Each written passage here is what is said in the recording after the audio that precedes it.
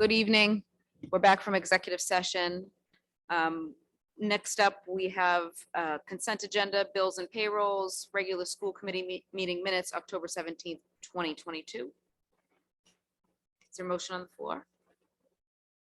By member Kratz, seconded by member Hayes. All those in favor? Aye. All those opposed? Yes. Member Russo. Just not for this particular one, but I do believe we'll have to take roll calls for everything with a member online.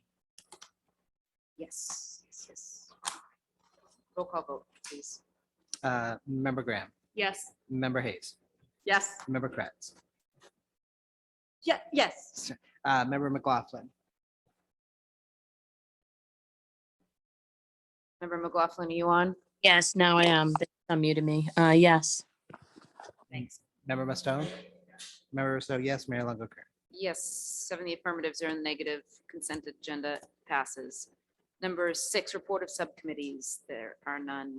Number 7, report of superintendent update and comments. Dr. Maurice Edouard Vincent.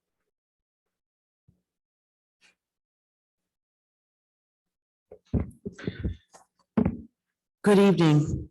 I would like to congratulate our girls soccer team on winning the GBL title with a record of 13-5, as well as the Mustang Middle School cross-country team for also winning the GBL title. Additionally, I must congratulate senior Anna Casey of the cross-country team who won the girls GBL championship and was undefeated in the GBL in her 4 years of competition. What an accomplishment. Congratulations, Anna Casey.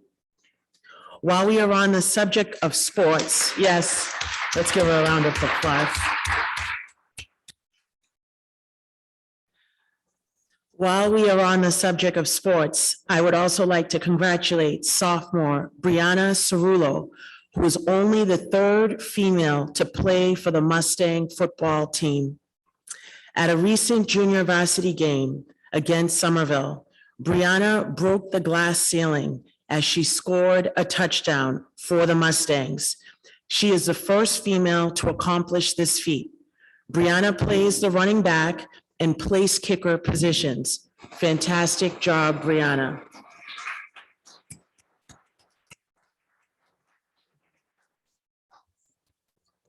Speaking of football, please don't forget to purchase your tickets to Medford's Thanksgiving Day football game at Fenway Park, which will be played Tuesday, November 22nd at 7:30 p.m. Another reminder, the Thanksgiving pep rally will be held prior to the game on Tuesday in the high school gym. Special commemorative t-shirts, hats, and sweatshirts will be available for purchase in the athletic office and the main office. This is an exciting venture for the Mustang community, so let's go Mustangs. This coming November 11th is Veterans Day. And on behalf of Jeremy Johns, Director of Veteran Services, and Dr. Nicole Chiesa, Director of Humanities, I would like to thank the 15 veterans who came to the high school and visited 37 classrooms last Thursday to speak to our students. Veterans Day honors all U.S. veterans for their patriotism, love of country, and their willingness to serve for the common good. I personally know this as one of my brothers made the military his career. In addition, one of our own principals, Captain Michael Downs, also served honorably, and many of our teachers and staff have done the same. We must never forget our veterans and the sacrifices that they made to keep America free. Thank you. I want to take this moment to congratulate a Mustang, Junior Thea Cruz, who currently is an Italian 4 student. She won the Embassy of Italy Italian Cultural Institute of Washington's nationwide contest for students of the Italian language in the United States. Students were tasked with creating a literary form called erasure poetry, tied to Italian artist Emilio Iskro. This type of poetry erases words and reads the remaining words as a new poem. Both content and the visual aspect were taken into consideration by the judges. Thea was one of 3 winners in the high school category. She used Giacomo Pucci's famous aria, Che Gelida Manina, from opera La Boheme as the foundation for her poem. Thea received a Medal of Merit and a scholarship of $150. Congratulations, Thea.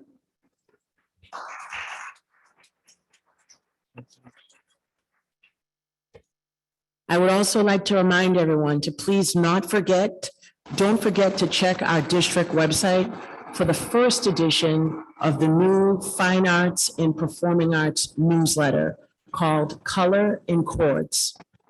It's initiated by our newly appointed Fine Arts and Performing Arts coordinators, Ms. Suzanne Fee and Haley Rello.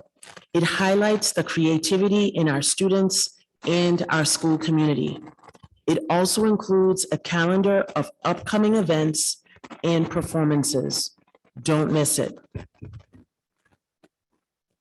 November is Native American Heritage Month, which reminds all Americans to remember the important contributions of Indigenous peoples, honor their histories, and advocate for solutions to the struggles they still face today. I would like to share a few facts about our Native Americans. They were not granted citizenship until 1924, after Congress enacted the Indian Citizenship Act. The first American Indian Day was held in New York in 1916, and National Native American Heritage Month became official under former President George H.W. Bush, who proclaimed it for the month of November in 1990. There are currently 574 different federally recognized Native American tribes. Massachusetts is home to 2 tribes, the Mashpee Wampanoag tribe and the Wampanoag tribe of Gayhead. An important reminder from Chief Massasoit, the leader of the Wampanoag tribe. He lived from 1580 to 1661. And he said, "What is this you call property?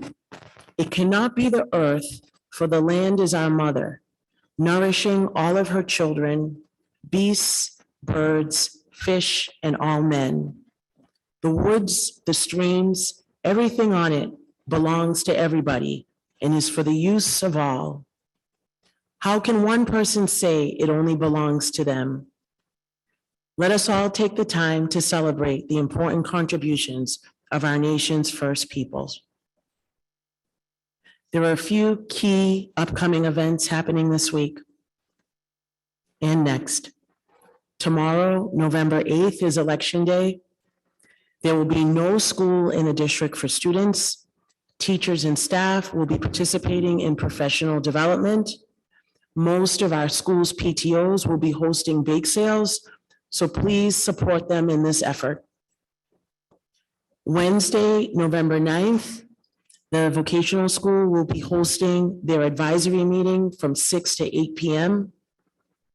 Friday, November 11th is Veterans Day, and in observance, there will be no school for students and staff. Thursday, November 17th, Friday, November 18th, and Saturday, November 19th. Medford's own drama club presents The Importance of Being Earnest. That play will be taking place in the Karen Theater. And on Friday, November 18th, Medford's own Medford Family Network brings back our Family Fun Fridays. Those events will take place in our high school gym from 4:30 to 7:30 p.m. on Fridays. Our next school committee meeting is Monday, November 21st. Thank you. Thank you, Dr. Edward Vincent. I'd like to acknowledge our student representative. Sorry, I missed you, Dominique go Bruno. Thank you for being here. Next up, we have number 2, report on labor relations. Mr. David Murphy, Assistant Superintendent of Finance and Operations. Mr. Murphy. Thank you, Mayor. Good evening, members of the committee. As we discussed in executive session earlier this evening, the district's 5 current settlements and collective bargaining agreements with 5 of our bargaining units are currently in the process of being implemented. We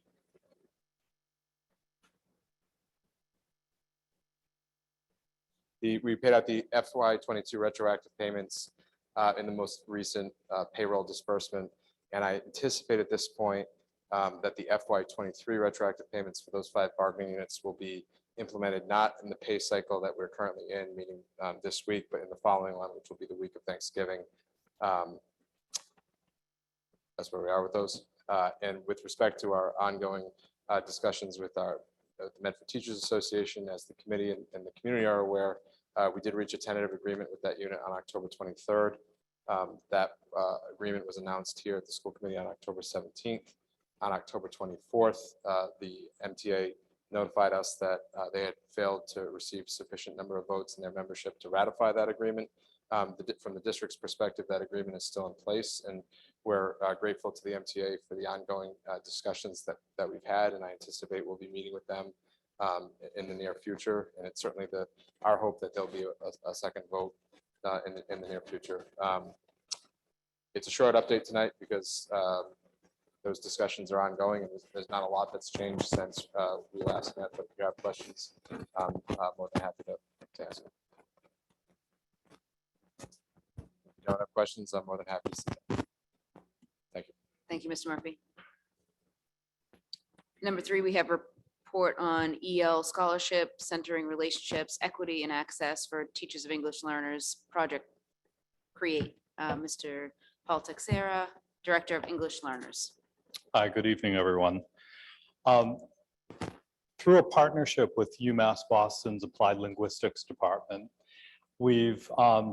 they applied for a grant with the U.S. Department of Education, and we were supportive of that and talked about how we would use that grant for the Medford Public Schools.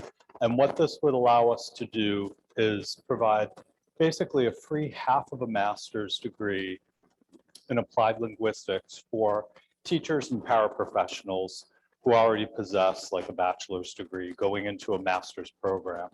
And what this would allow us to do is increase our capacity for not only hiring teachers to work with English learners, but it would also give us the ability to have content teachers not only be duly certified in their content in EL, but they would have all of the theory for second language acquisition as part of what they could bring to the classroom every day. We will be starting this program, and this is the first that it's been publicized in the district, so we'll be working to recruit teachers. We have teachers and paraprofessionals. We have 15 slots available, and the classes would begin in January. These teachers would work as a cohort to get their 5 core classes completed as part of their master's program. And once they complete those 5 courses, they're eligible for ESL certification.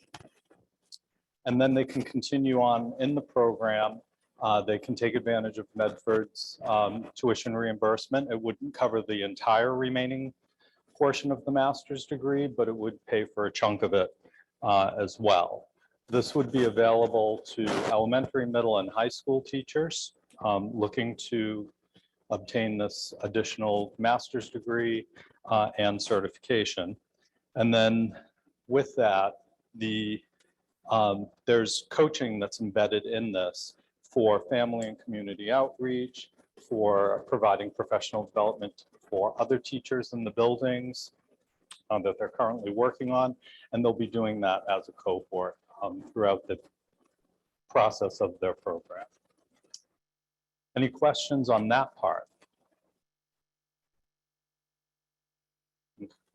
The second news, which I just added onto this, is, as you know, we have a partnership with Lesley University for elementary elementary teachers or teachers seeking elementary certification. They go through a master's program to get their gen ed in grades 1 through 6. They do a year-long internship in the EL department in any elementary school, typically a newcomer's classroom, but sometimes that doesn't work, and we do a balance of the gen ed classroom and EL pullout. And Leslie is extending this program into middle and high school for secondary. So teachers that are seeking to get their master's degree in math, the humanities, art, can also do an add-on EL license if they do this year-long internship at the secondary level. And so Medford's also working with them to establish that and get some candidates in the district for that program as well.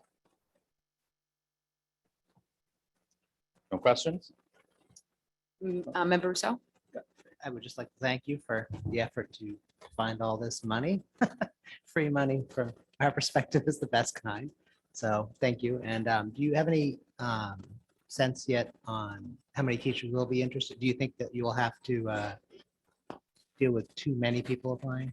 I don't, and so that is an interesting question because there are other cohorts that will begin like in September.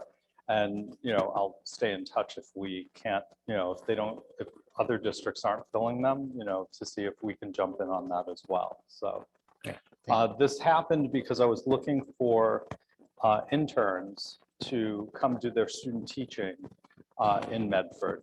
And through meeting the director and going through that, and I brought her down to the McGlynn Middle School to show her the program and program design.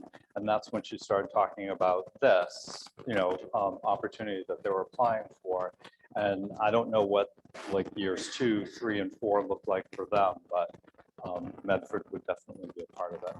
Excellent. Thank you.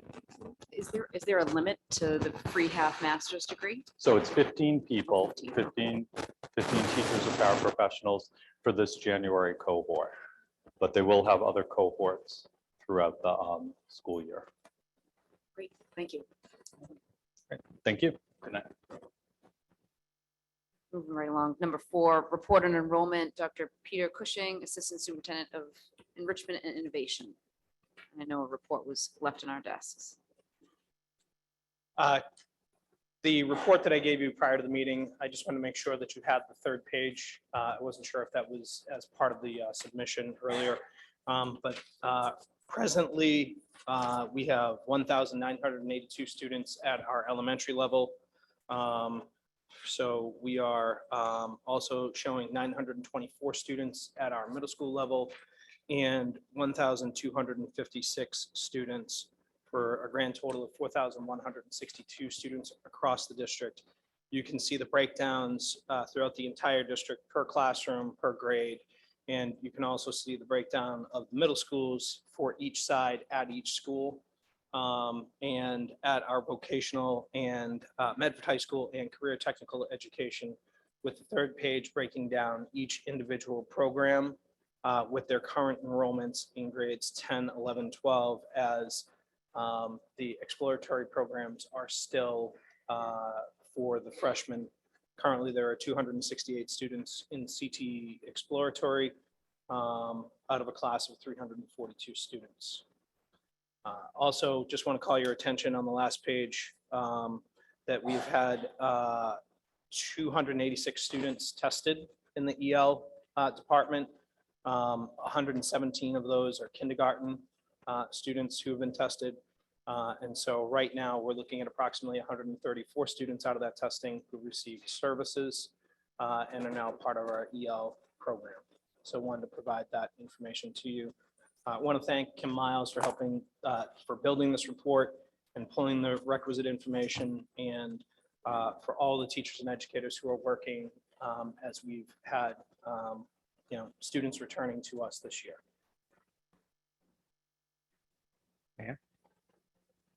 Member Rousseau? Thank you. I was just looking at last year's numbers, at least according to the DESI report, and we had 3937. So that's a good increase. I know that we had a drop. I haven't gone back and looked further. So is there, I mean, I haven't looked through this report since it's just right here. Is there a particular area where we're seeing a lot of? I mean, that's what, nearly 200 students? We're seeing students returning to us from private schools, from charter schools. As you can see, from the preliminary charter and other regional vocational charter and other public school numbers, we want to try to recruit those students back to us even more so. But we are seeing those students return to us, and we are seeing an influx of students from other nations.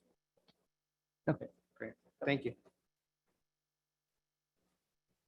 Member Graham? Can you tell us I'm looking at the charter numbers for enrollment this year. So 395 is our charter school enrollment. And I think that amounts to $7 or $8 million of tuition going out to those charter schools. How does that compare to years past, the 395? Do you know? I'm sorry, I couldn't, the critical part of your question. Oh, how does the 395 compare to years past? That's for the staying, charters? that's staying about average. Okay. With the exception, if you'll notice in grades 1, 2, and 3, those numbers are higher than the later years. And the inference is that during the pandemic, other people may have chosen different options based on how other schools may have operated than traditional public schools. And so now it's our job to try to recruit those students back. Thank you. Mayor? Member Rousseau? Just on that point, I believe we were at our charter cap, so being steady makes sense because we can't exceed the charter cap. Although I thought the charter cap might be a few students over 395 actually, so that would be surprising and lovely if we were under the cap. Obviously, the smaller the number, the better for us, but that would explain why we have been steady. I can't quickly find the charter numbers because it's the DESI website. And enough said on that. Thank you. Yes, Member Ms. Stone? Thank you for the report, Dr. Cushing. And I don't know if it's too late to ask if we could share this on the screen, just because the class sizes are so low on average in every school and every grade, that I know that's always a concern over the years for parents. I know when Tegan was in kindergarten, it was 27, and then fifth class was added to bring it down. But I mean, looking at this, and I'm not a mathematician, it looks like almost the average class size is 20 across the board. Would you say that's the average class size? Yeah, so I think that's great for I don't think I've seen it in black and white to realize how great that is for a classroom. I know Declan has 19, so I didn't know if he was the outlier, but that seems like it's the average. So thank you for that. But this is a great, to share with the community to see those numbers. Thank you, Dr. Cushing.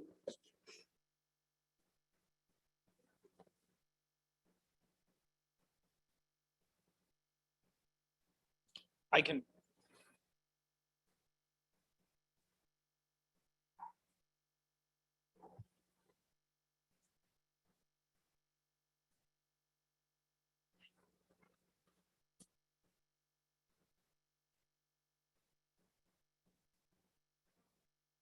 Yep, I can share it right now.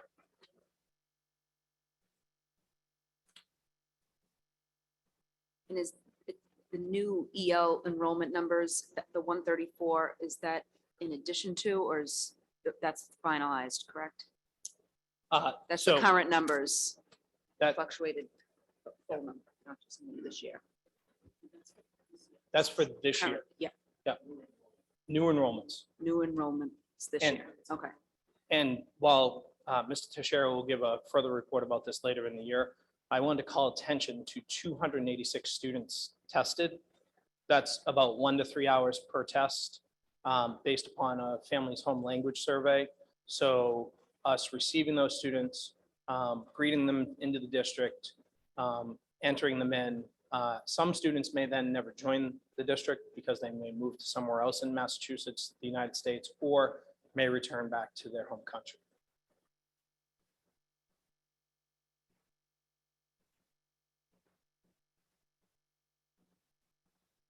Yep, we will. maybe. Mayor, one last, Member Rousseau? thank you. This is a new format of this report, and I just want to say bravo, because it's very nicely done.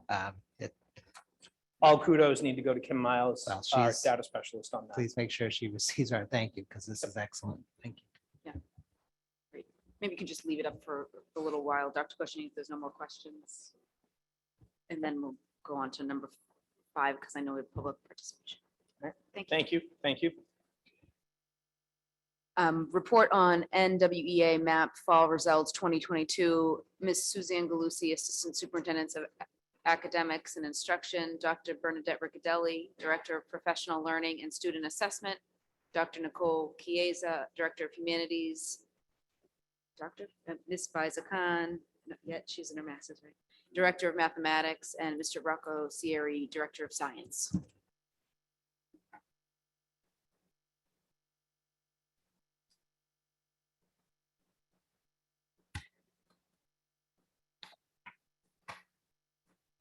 So good evening, Madam Mayor and members of Medford School Committee. The Director of Professional Learning and Student Assessment, Bernadette Riccadelli, and myself are here to present on the NWEA MAP report for the school year. The curriculum directors, Dr. Nicole Chiesa, Director of Humanities, Rocco Sierri, Director of Science, and Faiza Khan, Director of Math, are also here to answer questions at the end of the presentation. But I did want to just take this time to thank the academic team for the amount of hours that they put into this presentation, which has been many. And at this time, it's my pleasure to pass it off to Dr. Riccadelli to start. Good evening, Madam Mayor, Superintendent, and members of the Medford School Committee. It's so nice to see you here tonight, and very happy to share our thoughts and our findings and our observations on the most recent administration of the NWEA MAP test that occurred this past fall in September. I know that there have been several presentations. There were a few presentations last year. So you have some idea as to the big picture as to what the test is about. For the benefit of the people who did not hear those presentations, some of this will be a review, but I'll try not to spend too much time on that part of it. I just want to add that Faiza Khan will be available on Zoom this evening. She was not able to be here, but as Suzanne Galucci said, Rocco Sierri and Nicole Chiesa are here to join us. So with regard to the agenda, we're going to go over the test design. So that's where you may see a little bit of a review. We're going to go over the timeline, the approximate testing of the timeline, the approximate timing of the tests, the test sessions. We're going to go over sample educator reports. We're going to go over the data utilization. So how are we going to use this data moving forward? And what we're going to do in our continued work here in the district. And then lastly, in your packet, you'll see an appendix.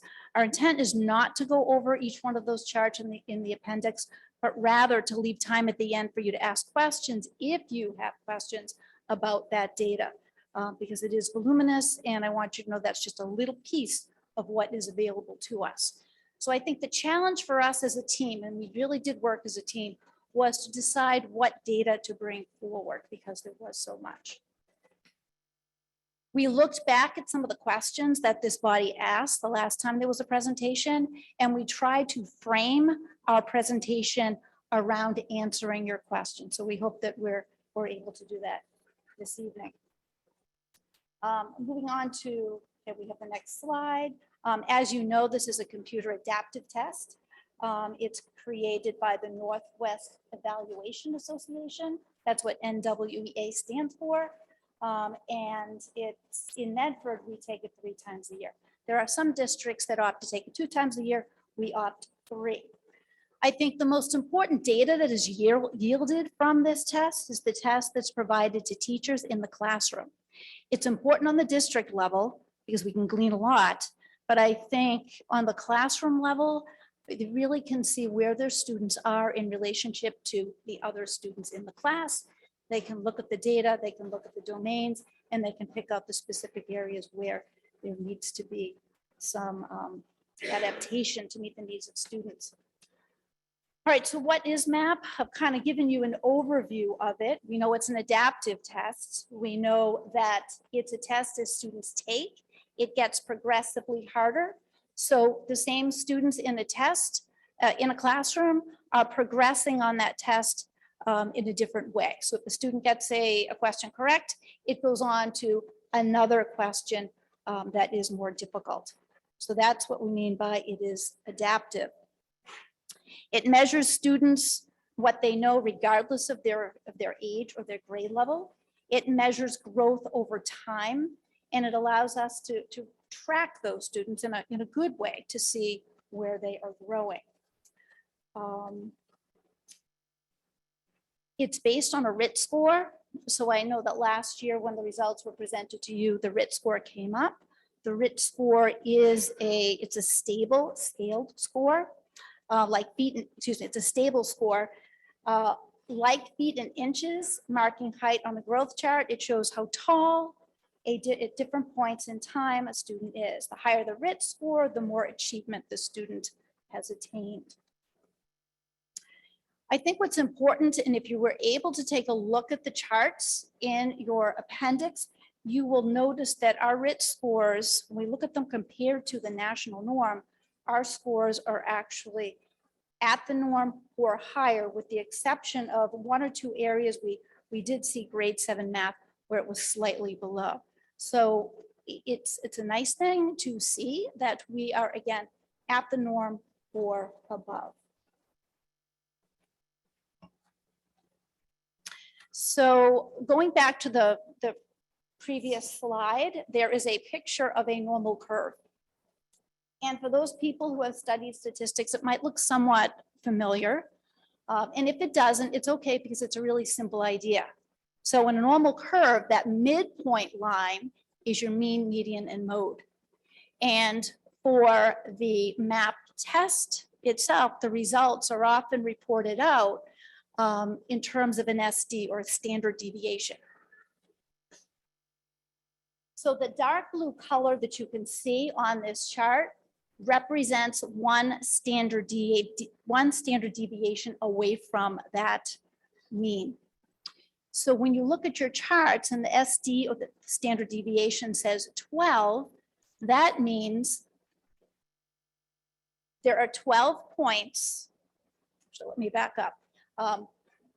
12 points from the mean in a positive direction moving forward, and 12 points in a reverse direction would encompass 68% of the students. Let me try to make that a little bit more clear.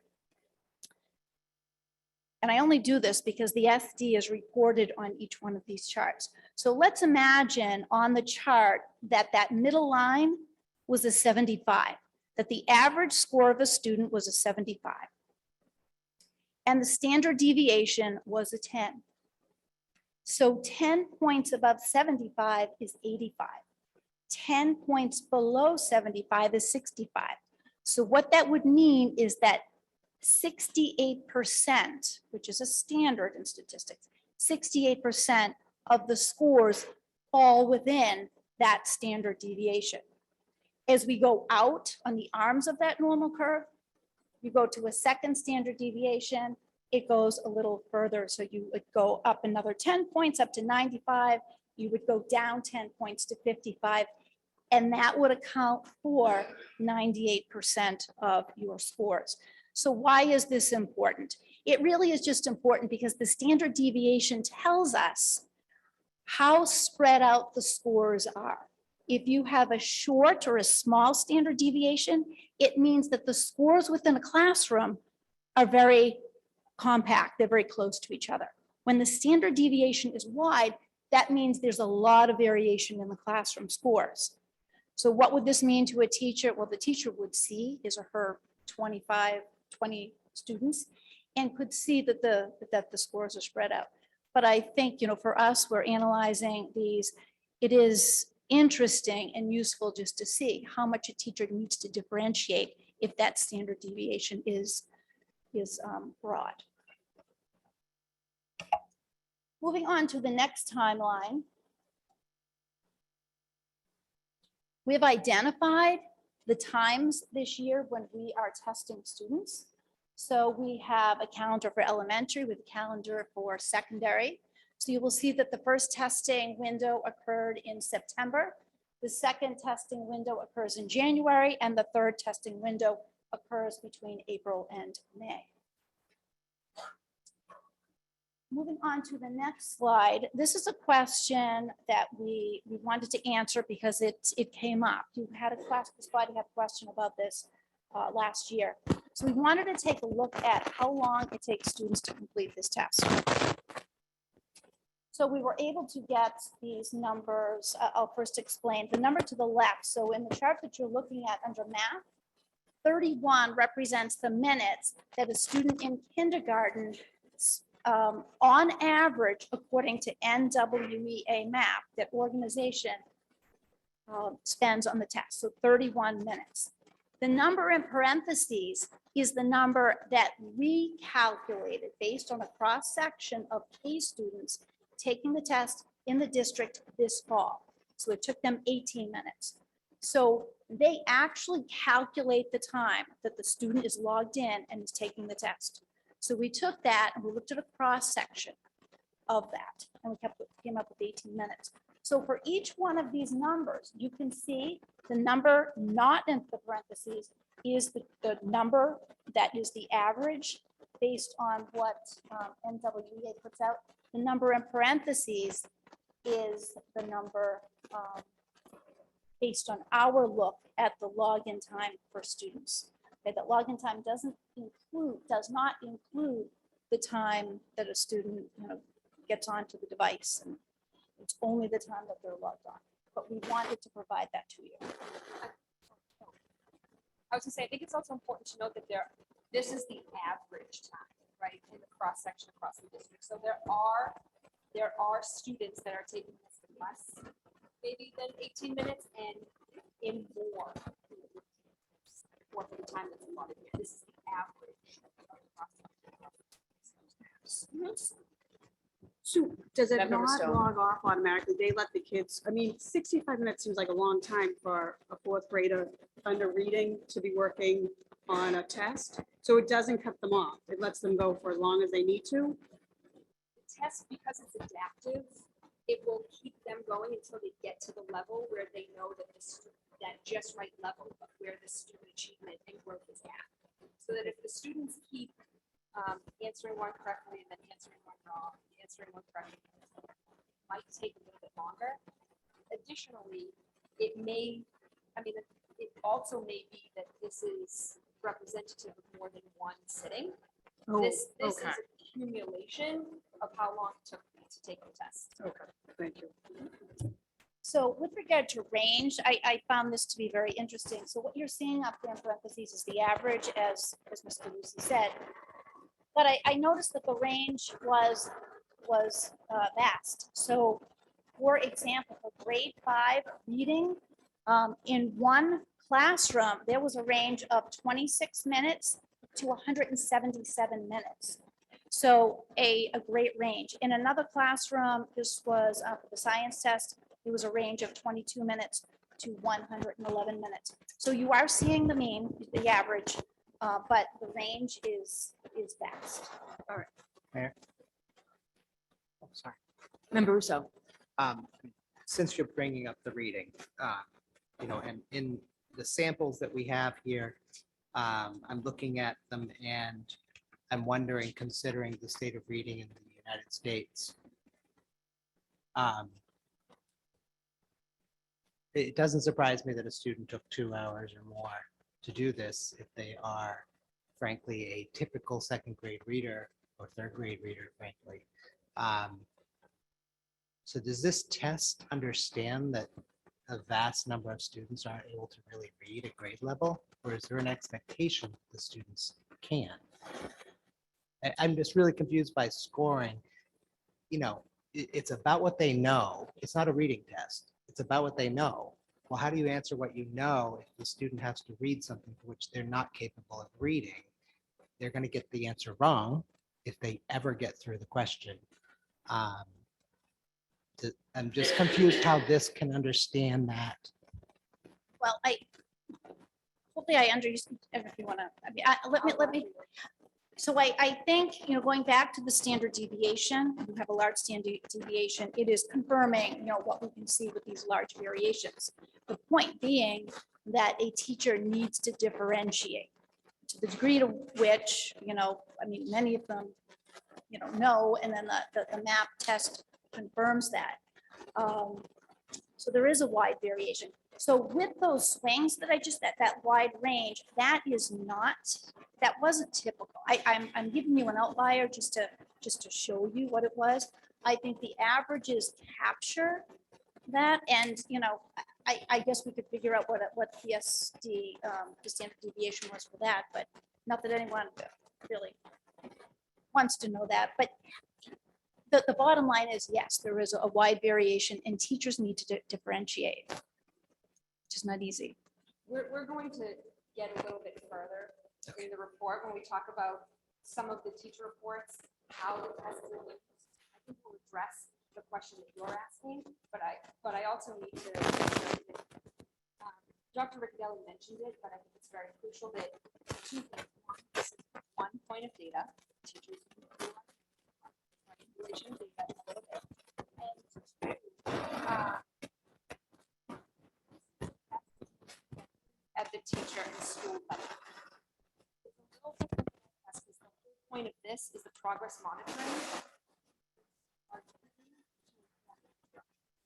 And so all of those like nuanced pieces and the students that took a very long time, there's a story there. There's a reason there.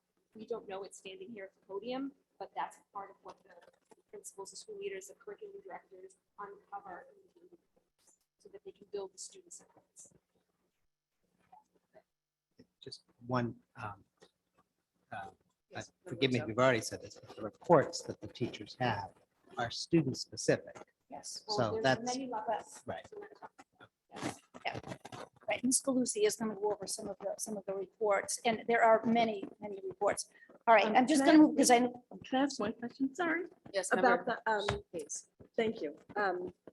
For the testing times, I think, and I appreciate a lot of this information was what was asked in the resolution back in the spring. So thank you for putting this all together. But I think what that question was trying to get at is more, how much of time and learning is this taking away from the classroom?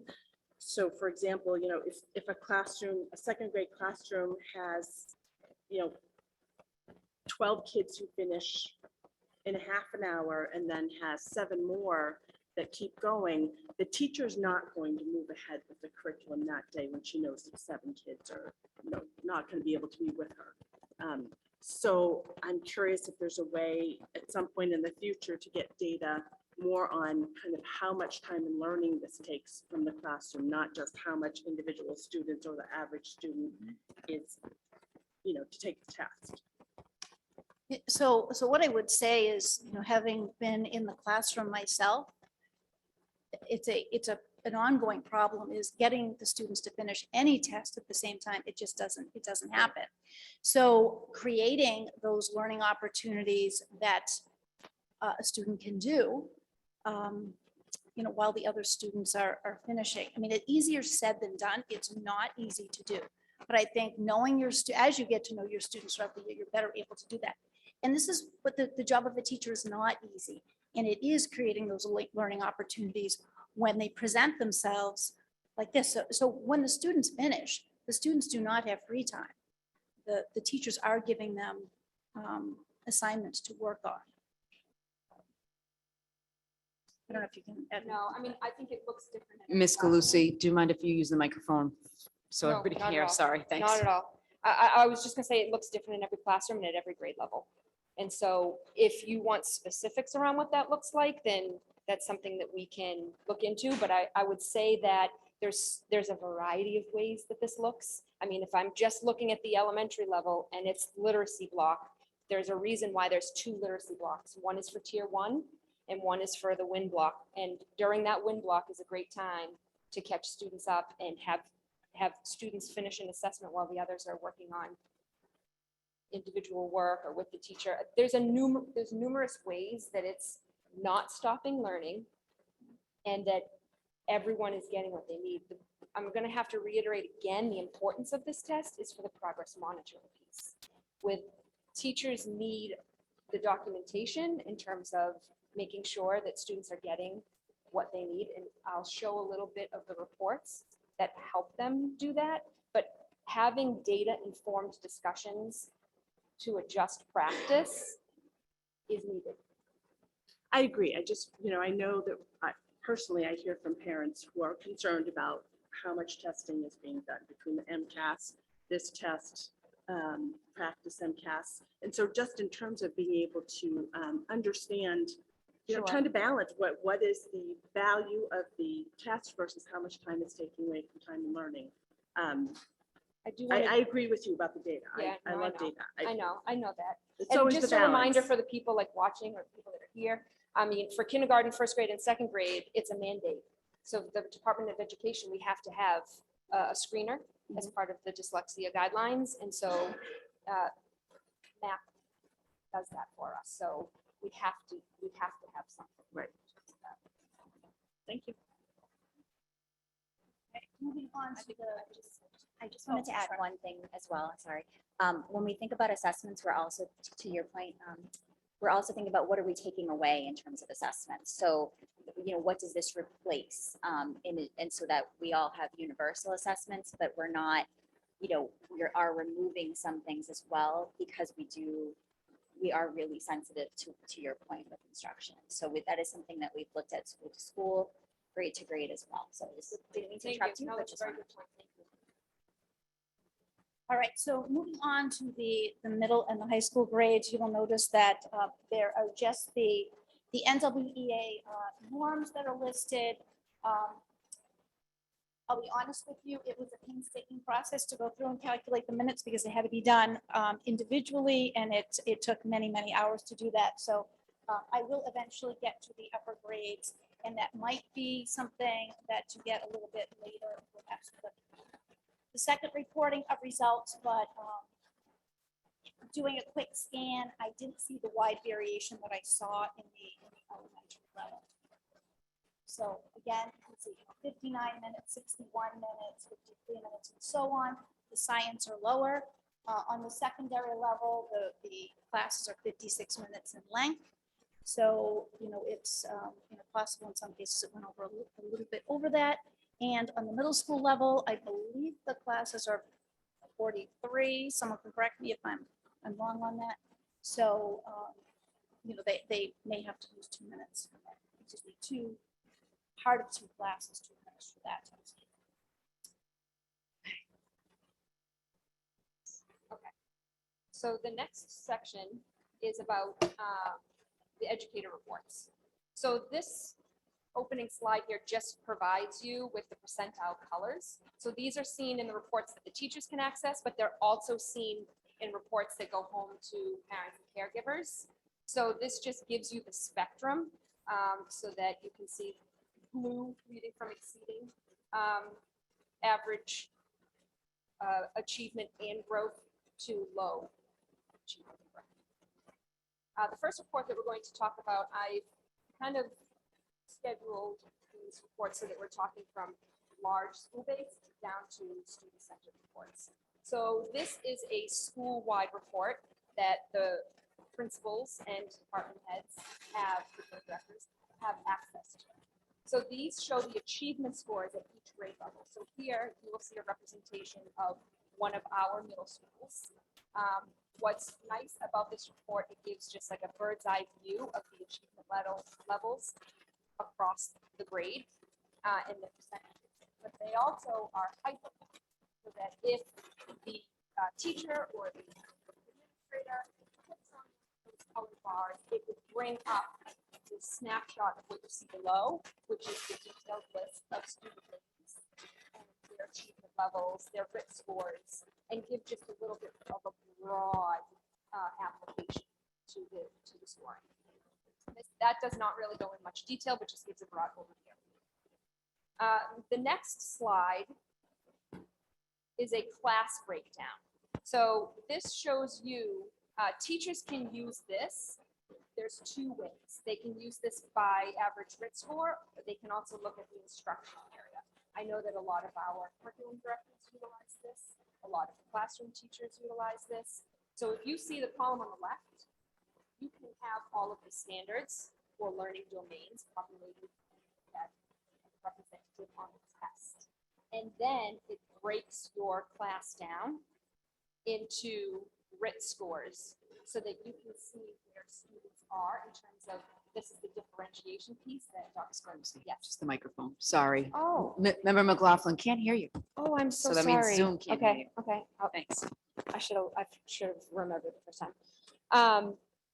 All I was saying, so Member McLaughlin, the column on the left has the domain or the standard, which was represented on the test. The rest of it shows the breakdown by RIT score so that teachers can see in terms of like differentiating based on that standard where the students fall in their level of understanding. So it helps a little bit more, as this is again where some of like the standard deviation piece comes in, as well as the RIT score comes in, so that when you're planning for lessons for where students are and what scaffolds and supports have to be in place, this is just a report that will help teachers with their groupings if needed.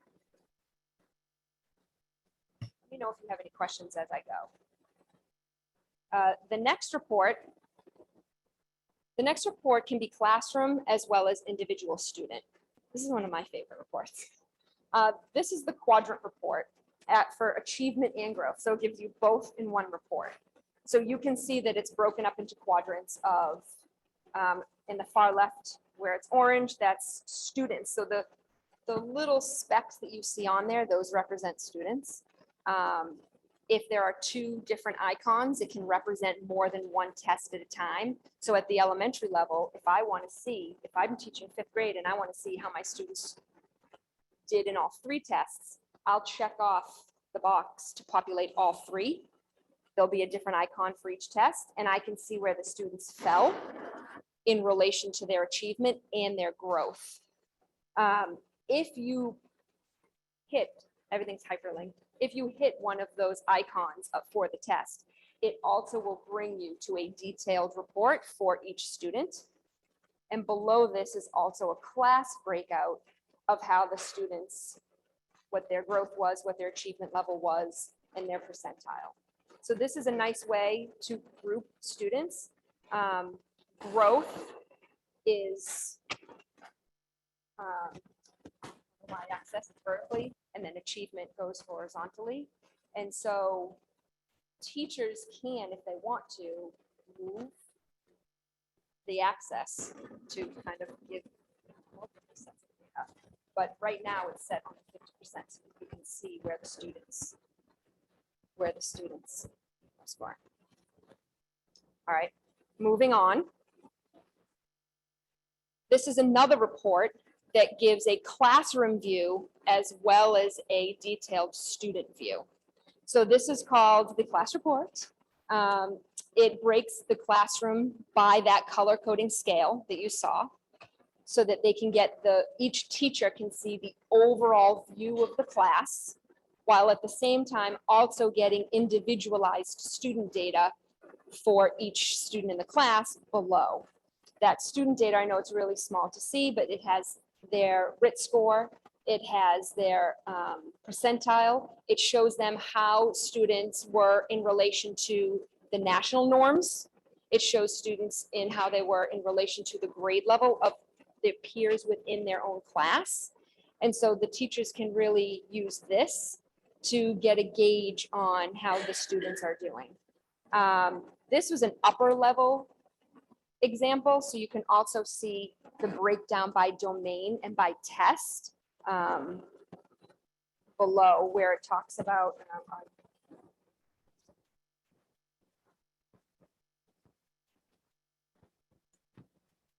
literature, informational text, vocabulary. So it will give each subsection of the test, not the overall view of the English test. And then the next one is really narrowed down to students. This is student growth summary.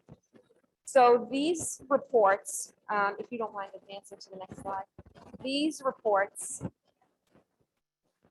the information is important once students actually have data in there to show growth. So we're not going to see this for kindergarten students. We're not going to see this for students that are new to the district, but this projects their growth. So the orange little diamond is what MAP projects their growth to be. And then the blue column is where they performed in relation to their projected growth. This allows teachers to see how students are doing on a trajectory. And it also provides information about where they land in terms of relation to their peers and norm referenced nationally. And then the last report, which is one of my favorite reports, promise is the last one. And I have to say that we haven't even touched all the reports. It's almost overwhelming for educators, but these are some of the ones that are the most applicable. This is the student profile. This is a snapshot of the student for every test that they've taken for MAP. This shows you this particular one. If you can see the top bar, see how they have mathematics, reading, and science. But this one I wanted to highlight because you can see how this student performed differently in each grade, in each test. So for math, they were yellow, which is kind of like in the average range, but a little slightly approaching the average norm. Where blue for reading, this student is exceeding the norm. And for science, this student is better than average, but not exceeding. So when you click on those colored tabs at the top, it gives you a breakdown within that box and below based on domain and based on their growth for their achievement and their achievement growth, their achievement and their growth. So you can see really quickly, I just want to draw your eye to that middle column that says instructional areas. Now, because the math was the one that was highlighted, you can see the domains right there for the math test. So for number and operations, this student struggled a little bit. A 75 is below the average RIT score. But you can also see, because it tells you in the yellow up top what the range is for the RIT score. But you can, and you can see that MAP has identified number and operations as an area of focus for the student. You can also see that below, operations and algebraic thinking are a strength to the student above what the scaled RIT score should be. So this is information. Now, if you clicked on that, it would bring you to the test and to the questions. And so teachers can really utilize this data to see that this student on the mark for measurement and data, on the mark for geometry, above for operations and algebraic thinking, but something's going on with numbers and operations, and let's see what it is so that we can work to build in some supports for where the gaps are. Thank you. I think we have another 40 something slides, so we're going to give you a break. Member Graham. Thank you. We're going to give you a little break here. Thanks. I'd like to make a motion to suspend the rules and take items 8 and 10 out of order. Motion for suspension of the rules by Member Graham, seconded by Member Rousseau. Member Graham, Yes. Member Hayes, Yes. Kretz, Yes. Member McLaughlin, Yes. Member Mustone, Member Rousseau, yes, Mayor Longo Kern. Yes, 7 the affirmative, 0 in the negative. We're going to move on to number 8, and then we'll get back to the presentation. Presentations of the public not to begin before 7 p.m. Regular meetings of the school committee include this presentations of the public agenda item to give any resident the opportunity to place a presentation before the school committee. A resident may only present once at a meeting. These presentations are an opportunity for the public to make a presentation to the committee, but are not opportunities for dialogue with the committee. If one or more members of the committee wishes to have a conversation about the topic presented, a member may request that the item be added to a subsequent regular meeting. The details for submitting the presentation can be found within the policy BEDH, public comment and presentations of the public. Pursuant to the policy, any resident in the audience may be given permission to speak once on any item on the agenda for up to 3 minutes. The speaker is expected to keep their comments to the item on the agenda. The speaker must begin their comments by providing their full name and full Medford street address where they reside. A welcoming, inclusive community is both the value of the school committee and an aspirational goal. We ask for your help in achieving this goal and value your perspective. Employees of Medford Public Schools are exempt from this policy. The voice of our employees is welcome on all matters before the body. When a non-Medford resident employee is participating in public comment or submitting a presentation in public, they include their home address and identify themselves as an employee of the Medford Public Schools. We have Ms. Nicole Brandley, parent, presentation on student discipline. Welcome.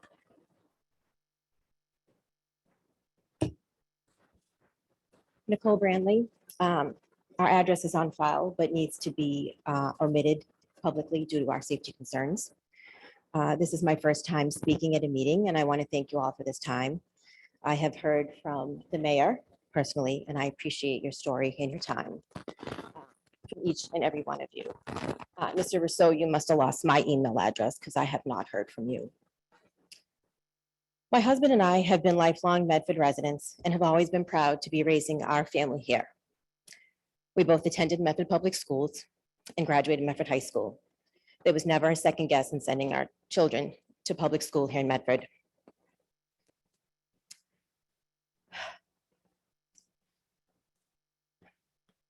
Sadly, my daughter encountered some very alarming and repetitive acts of harassment, bullying and threats at the high school, which led to a vicious physical assault that sent her to the hospital on October 17th.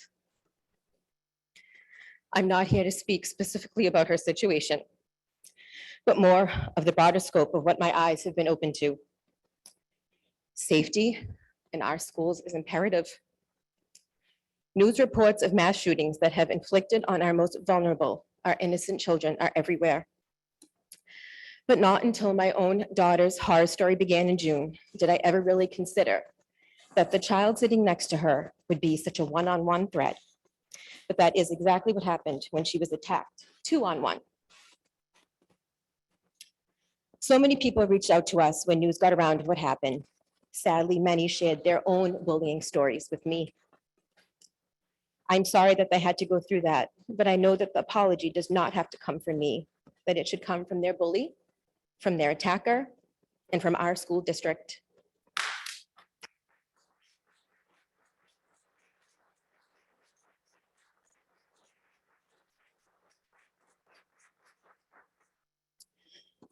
I have heard from countless Medford Public School victims of bullying in the last week. Every story has been more horrifying than the next. This is not a new issue. As a mom, I know how these mothers feel. Helpless, angry, heartbroken,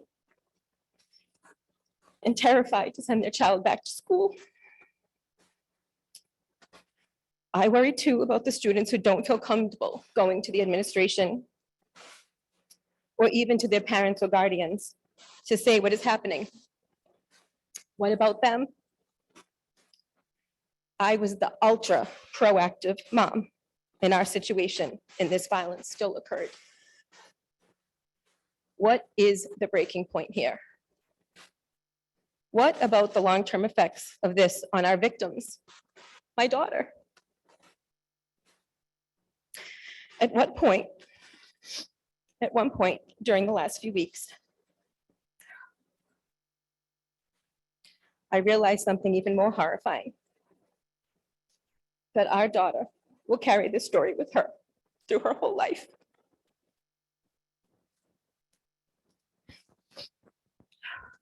One friend told me about her bully in a Medford elementary school.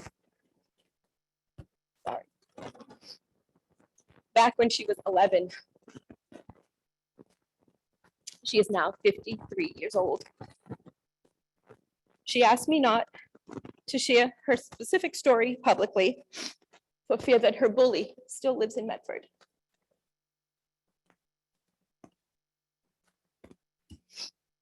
"42 years have gone by for her. 42, and she still is in fear. Our school system let her down. They let our family down, and countless others. I have heard so many stories this week that bullies or aggressors that are in a fight have actually returned to school from their punishments before the victim could heal from the injuries in return. That is backwards, and it needs to change.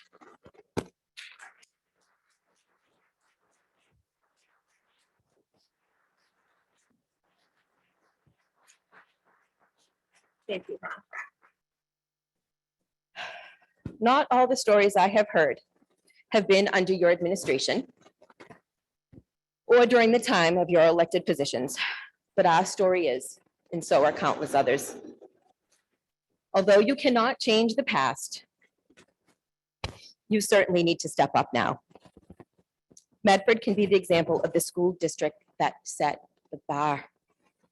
Our school should be on the news for positive stories, not ones of violence. I am hoping moving forward, we could work together to actually make sure the policies we have in place are sufficient, and if so, that they are being implemented. I think it's long overdue that children see consequences for their bullying, harassing, and fighting. Maybe if students know they will be held accountable and consequences are imminent, that they will think twice. Even more importantly, that no one else has to be a victim of such a crime, and that students who choose to use their fists and hateful words to solve problems actually see consequences. If zero tolerance is stated as part of our Mustang way, then follow through has to be too. Actions speak louder than words, and the students know it. They know it's only lip service from you right now. It is our job as the adults to set the standards for what we are willing to accept. What is allowed in our school defines the morals of this city and our community.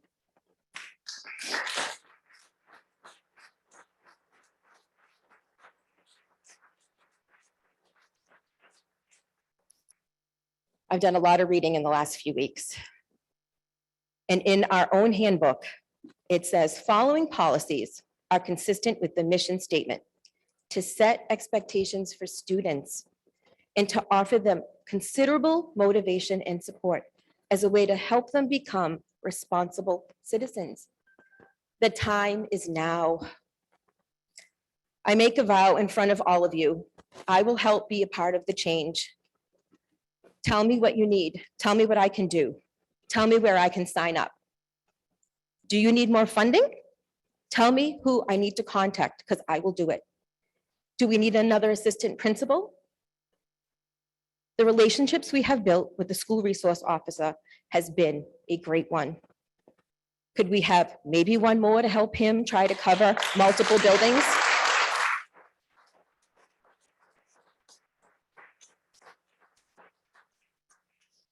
Help him cover multiple buildings and over 1,200 students. Can you type up a clear policy that every child actually has to read and sign every year? There's got to be options. Can we make clear that prom, sports, homecoming, that those are privileges and they could lose them? Students need routine. They need encouragement. They need love. They need discipline. And they need a hard line. So draw the line. What are you specifically going to do starting now? Maybe our school committee members should start walking the halls of Medford High School.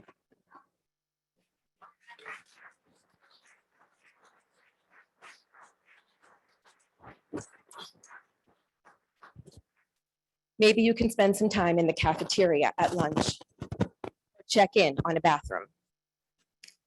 I wholeheartedly agree that every child has a right to a public education. We have exemplary teachers in our district, implementing amazing curriculum while nurturing our students to be the best they can be.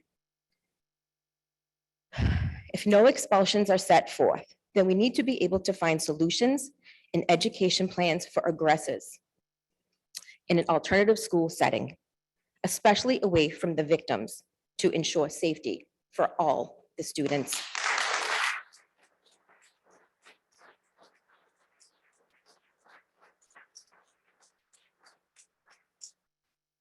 Introducing violent bullies back into the corridors with their victim is assaulting them again.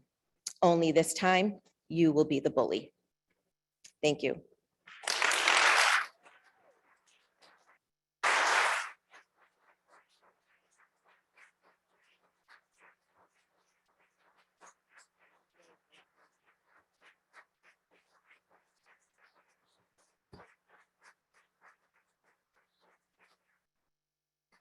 Thank you, Ms. Branley. I know we have an associated motion that I'll read under new business, which we move suspension of the rules for 2022-51 offered by Member Graham and Member Rousseau.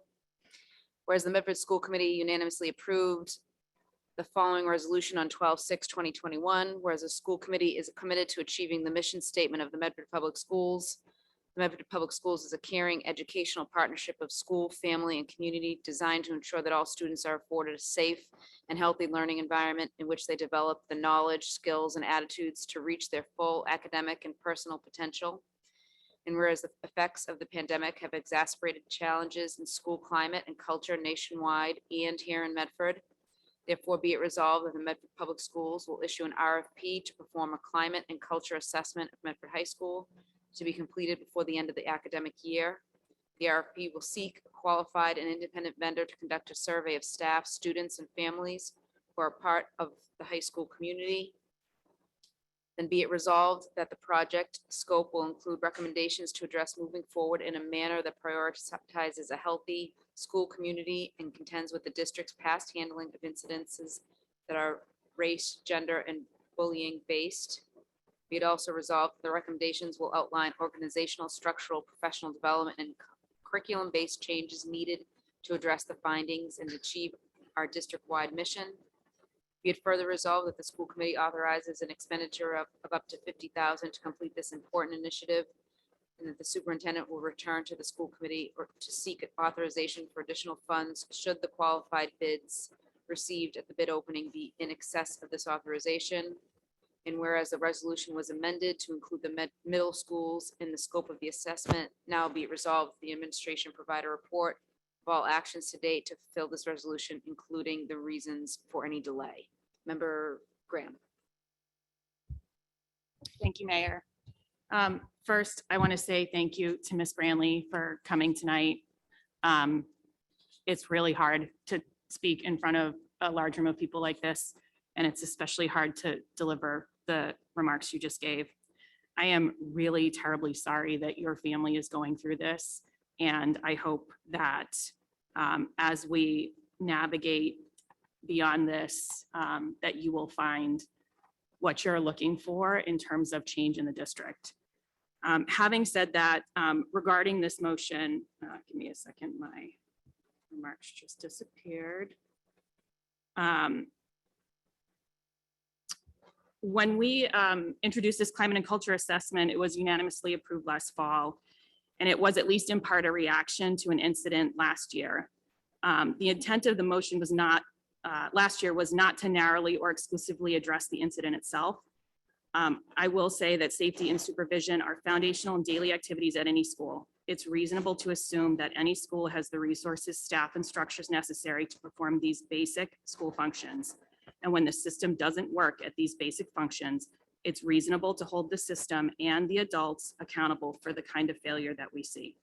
Separately, the point of the climate and culture assessment, for me at least, is to take a broader look at our school environment and identify what keeps us from the kind of school we want for our kids. I want to hear from an expert in the field about how we create a culture that largely avoids these kinds of issues that we find ourselves in right now. I want a system that avoids bullying, avoids contributing to the self-esteem issues we see in some kids, avoids process failures, avoids situations where kids can leave school unnoticed, and avoids the communication and PR situations we too often find ourselves in. I want to hear from an expert about how to create that culture. I expect the recommendations to be quite broad and to address everything from staffing to org structure to curriculum to personnel to policy and more. We keep circling around real solutions that do more than react to a crisis of some kind in this district. At this point, I think we need to hear from an objective party that doesn't care where you are from, who you know, or why it's always been done that way. Our kids and our city in general deserve that. Of course, I would expect discipline to be part of that assessment, but I'll say again that safety and supervision are foundational elements of any school. I don't think the district will ever provide a truly satisfying answer for all the privacy reasons that are wildly unpopular and still truly the law. But I do hope that what we can expect from our superintendent and from this committee is accountability, that we will take action and expect more of this district in the future. It's long past due that we push past the culture and and change the culture of this district. It's been needed since long before my kids were part of MPS, and one of them goes to high school next year, in fact. Our kids deserve the best we have to offer, and we need to explore every option to do so. In terms of just one other note that I want to provide to Ms. Branley, the Rules and Policy Subcommittee has on its docket a review of our bullying policy. And hopefully that meeting will be scheduled in the next coming weeks. And when it is, we will be sure to reach out and let you know. I think there's a lot that goes on from a policy perspective that then has to be executed by the administration. And when that comes up, we'll make sure that you're aware so you can participate. But I do hope my colleagues will join me in, again, supporting this motion that asks for a detailed update on why this climate and culture assessment hasn't moved forward and what we are going to do to not be here again in 3 months or 6 months or a year, having this same conversation and not having done the things that are at our disposal to fix it. Thank you. Mayor? Thank you, Graham. Yes, 1 second. Thank you, Member Graham. Member McLaughlin? Thank you. I'm sorry I'm remote, but I wanted to say thank you for folks who are coming forward to speak up. I think this is a really important issue. This was, we actually had suspension and discipline on the agenda at the last meeting, and that was deferred to have school committee members come back with some notifications about what they wanted to ask about suspension and discipline, particular to reports. So we had that on the last agenda and that hadn't happened. I just wanted to mention that because that's important and was one of the discussions that we had, that we were going to have committee members sort of share what they were asking for specifically in the suspension and discipline report. And then, this incident happened and everybody obviously was in a tailspin dealing with all of that. I also just wanted some clarification, if I could, on the section that says, be it also resolved that the project scope will include recommendations to address moving forward in a manner that prioritizes a healthy school community and contends with the district's past handling of incidents that are race, gender, or bullying biased. Just specifically around that, I wanted to make an amendment that included disability. So race, disability, gender, or bullying bias is the request I'm making for an amendment. Second. Noted. Thank you, Member McLaughlin. Yep, absolutely. Name and address for the record, and I know we have a lot of people here and a couple hundred, I think, on Zoom, so if you could limit it to 1 or 2 minutes, that'd be great. Thank you.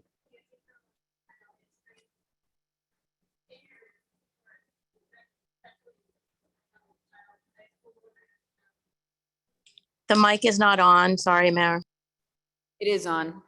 Can you not hear? It is on. Okay, I'll lean over. So you said you agreed upon the climate and culture RFP in December of 2021. If this most recent incident had not happened, would we have heard about it again? Would you have done anything? Because it sounds like you just pulled it out of a drawer because of this most recent incident. That couldn't be further from the truth. I've been following up on it since we asked for it. And I just think it's important for the entire community to be able to hear that same update that we committee members often get behind the scenes. So I'm hoping that the administration will have something to report to us tonight. So it took 11 months. It's November of 2022. You agreed last year. I agree.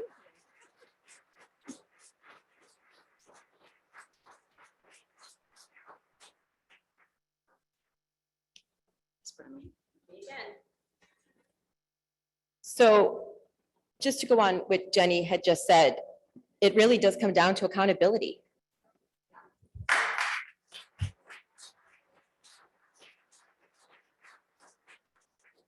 If the superintendent is accountable for our schools, then why has it not been done? Please do your job. Mayor,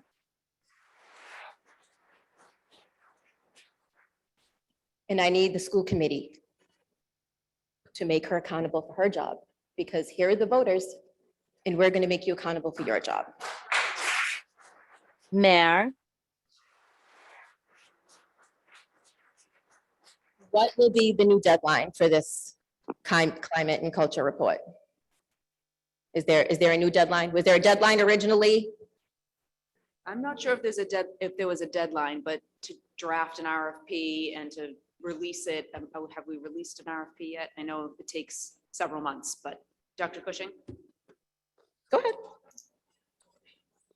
So last December, when this was issued, I reached out to numerous companies who do this work. Those companies did not return phone calls and not get back to us despite numerous attempts on my part to reach out to them. When we finally were able to have conversations with them in February and March, we were informed that, and this is multiple companies that we reached out to, that this work was that they did not have the teams available to do this work, and that an issuing of an RFP this fall or September, October, November would be the best time to be able to get a team in to do the study, to look over the remainder of this academic year, and then to work with district leadership staff, school-based administrators throughout the summertime to make sure that you have full implementation, review of handbooks,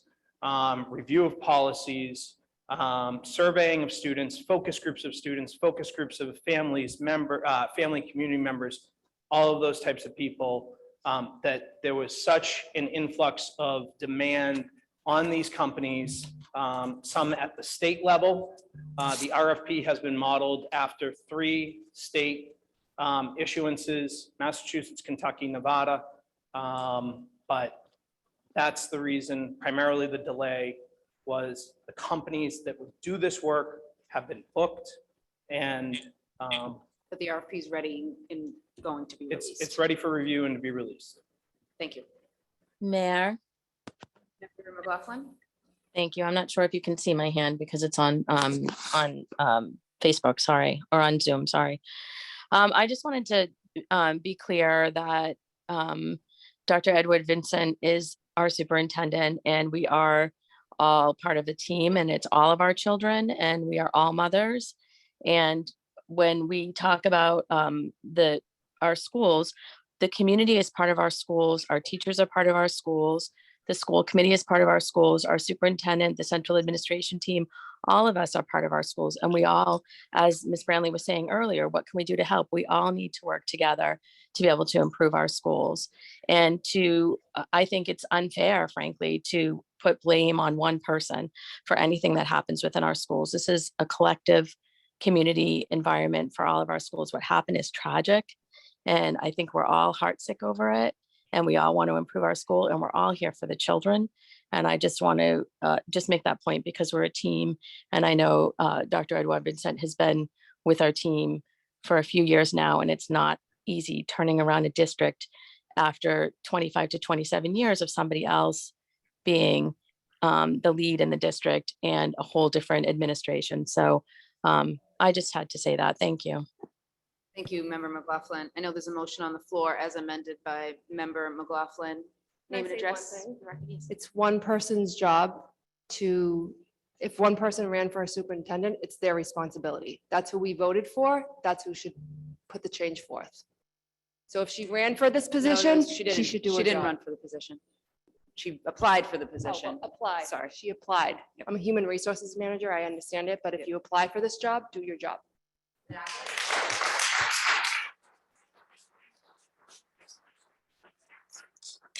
Richard Orlando, Winford Way, longtime, full-time Medford resident.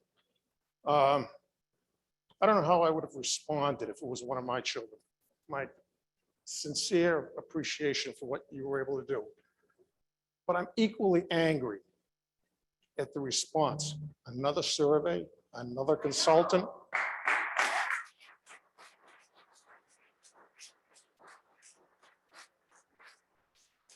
When I see in the papers that the word is that violence is not allowed in our school system. Those words ring hollow. Unless you have policy, true policy, to drive consistency, a structure to execute that policy, and consequences that are understood and carried out, those words continue to ring hollow.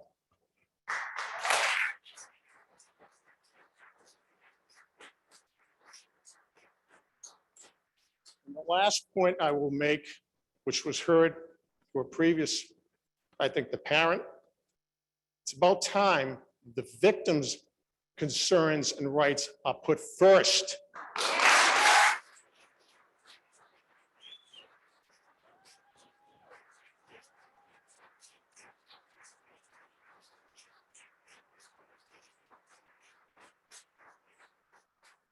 Attention needs to be provided for the perpetrators, no question, but that becomes secondary. Thank you.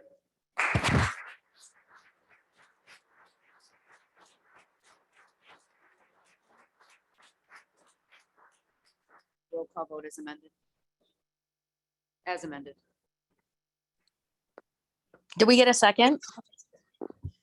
Yes, member Graham, and then you, I thought you seconded with as amended. Yes, with the amendment. Yep. Mhm. So on the motion as amended to include disability in the sentence that includes race, gender, or bullying, it will now say race, gender, disability, or bullying. Member Graham, Yes. member Hayes, Yes. member Kretz, Yes. member McLaughlin, Yes. member Mustone, member Russo, yes, Mayor Longo Kern. Yes, 70 in affirmative, 0 in the negative. Motion passes. Thank you for being here. We're going to revert back to the MAP. Motion to revert assessment. back to the regular order of business. Second. Seconded. All those in favor? Aye. Opposed? Who seconded that? I'm sorry. I did, Melanie. Thank you.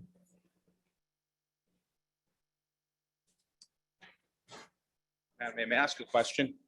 How come the people on Zoom weren't allowed to speak? They are. They Oh, are. Oh, They raised their Is hands. public speaking still open for that, or did you just close it It's up? closed. So the people on Zoom weren't allowed to speak on that matter? They were. We can see them raise their hands. We always look Oh, at. so you're gonna allow them to? Yeah. Thank you. Yes, yes. Thank you very much. Okay, Ms. Galusi, do you want to come back up? Sorry. We're going to go back to number 5. At the pace we're going, it's another hour, so maybe we can.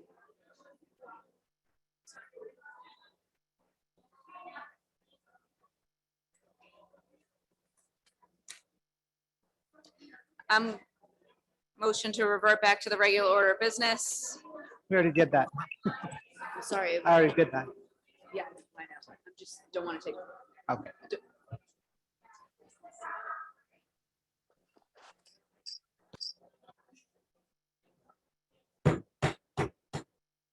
We have the report on the NWEA MAP Fall Request 2022. Ms. Galusi, Dr. Bernadette Riccadelli, Dr. Nicole Chiesa, Ms. Faiza Khan, who's on Zoom, and Mr. Rocco Sierri.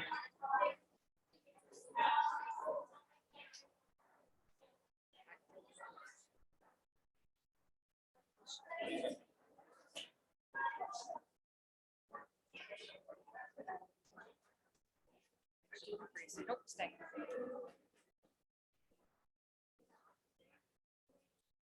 I just need Peter.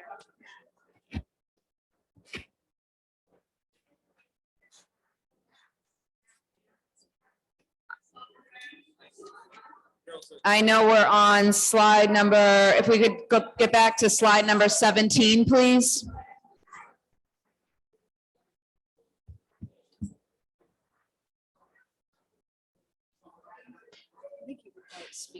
Okay. Thank you. Thank you, Mr. McLaughlin. Take a minute. Everybody can breathe. We can wait till the doors shut. Mayor? Okay, so we're on slide 17. Member Russo? I just realized that in the announcements, the Rules and Policy Subcommittee meeting is this Wednesday at 4 PM. We'll be taking up the wellness policy related to recess, often called the recess policy. So I just wanted to include that for anybody watching. And the notice was posted today, so thank you.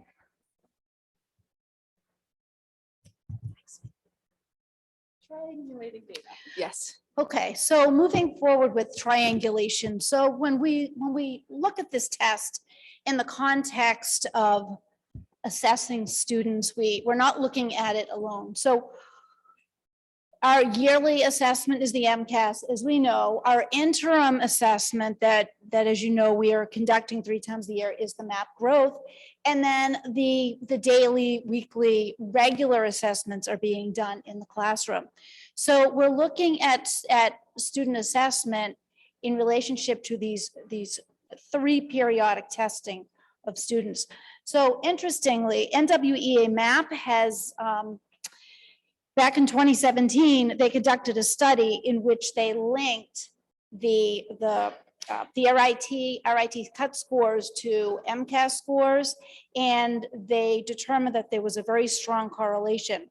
The correlation was actually a 0.77 to a 0.86, which is a very strong correlation. So this indicates that the strong relationship among the scores, which is an important validity evidence for the claim that MAP growth scores are a good predictor of performance on the MCAS assessments. So we are just hoping that those 2 assessments, along with, as we know, the teachers' work in the classroom, will really shed some light on how our students are doing.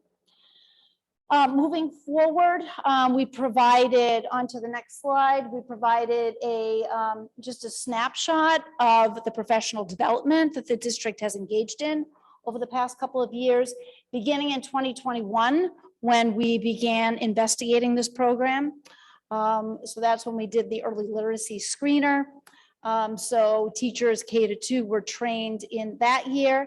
And then last school year, there were numerous trainings that occurred to get teachers and administrators comfortable with this test, to acclimate them to the different reports that are available, so that a data review and a data analysis could occur in a fruitful way. And then moving on to this current year, the training continues. You can see the different opportunities that we have, and of course, more opportunities for professional development are planned around MAP assessments. Mayor? Yeah, Member Rousseau? Thank you. This is something I may have asked in the past, so forgive me, but and I know that we're not Cambridge, for instance, but there seems to be in some districts that each building has really a data person. And when I know we don't have that, but when I think about, and this is nothing to do with the caliber of teachers or anything like that, but a lot of teachers, my guess, unless they're the math teachers, statistics may not have been their strong suit. Maybe it was. In the absence of having literally a warm body always there to help them understand the statistics, how are we supporting them? I mean, are we able to support them is really the question. And is there going to be an ask in some way, maybe in the budget, to figure out how to support them? Because when I'm listening to this stuff, look, I was a math guy. And, you know, I have to admit, I haven't done statistics for, I don't know, 20 something years. If I got all these reports, it would not fit into my day, and it would not fit into my planning period to figure it all out. So how are we supporting the teachers that are not the math? I'm sure the math teachers are just fine. Maybe some of the science teachers, but what about everybody else? So I think that there's a lot of math behind these reports, but I don't think it takes a statistician to be able to utilize the reports. So, I did go over a little bit of the math part, and I have to admit, in college, although I wasn't a math major, I really did enjoy the statistics. But I think even the person who is not fond of looking at numbers and statistics. The reports come alive. I think they're very user-friendly. Once you Okay. understand them, that's my take. Now, Dr. Key, all of us have used the report. So I got the sense, Dr. Kaiser, that you might want to, did you want to add anything to that? Or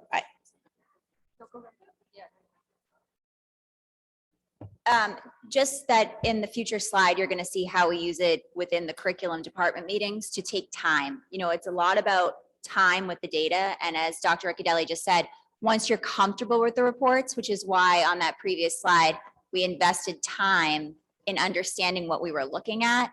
But once you at that comfort level, which does, you know, which we do have to get, which we did get to, but took some time, that's when you can begin to understand it. So I think how Dr. Riccadelli just explained, it's important, but you will see in a moment the work that's being done and continue to be done. Thank you. And I just want to add that that's part of the reason why we wanted to show you the breadth and variety of reports, because teachers are going, I mean, I even said, oh, I love this one, it's my favorite one. And I think teachers are going to find the report that gives them the data that they need to inform their practice. And that's why there's a variety of reports. Okay. Next slide. okay.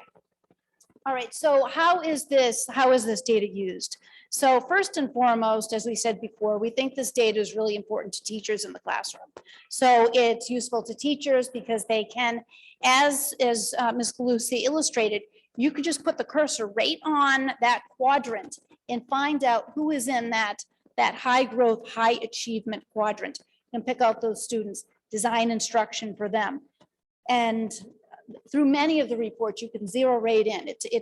Those reports are designed to make all of us use a strategy. So it's not a guessing game, it's there in front of us. We just need to go and look on the reports and go into the different areas.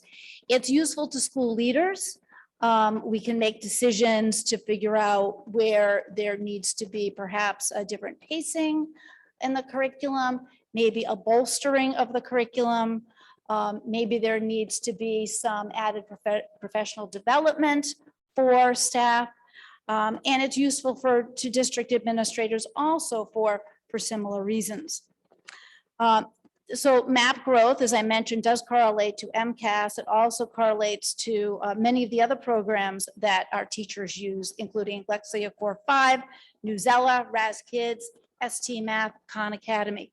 So it is highly regarded in the educational world across the nation, and there are lots of links, connections to other programs. So it's not an isolated program. All right, so going to the next slide, this is a snapshot of some of the curriculum analysis that has occurred in grades 6 to 12. And I know Dr. Chiesa and Mr. Sierra here have engaged their respective departments in that very meaningful data dive. So some of the reports that they use are, one, the class profile report.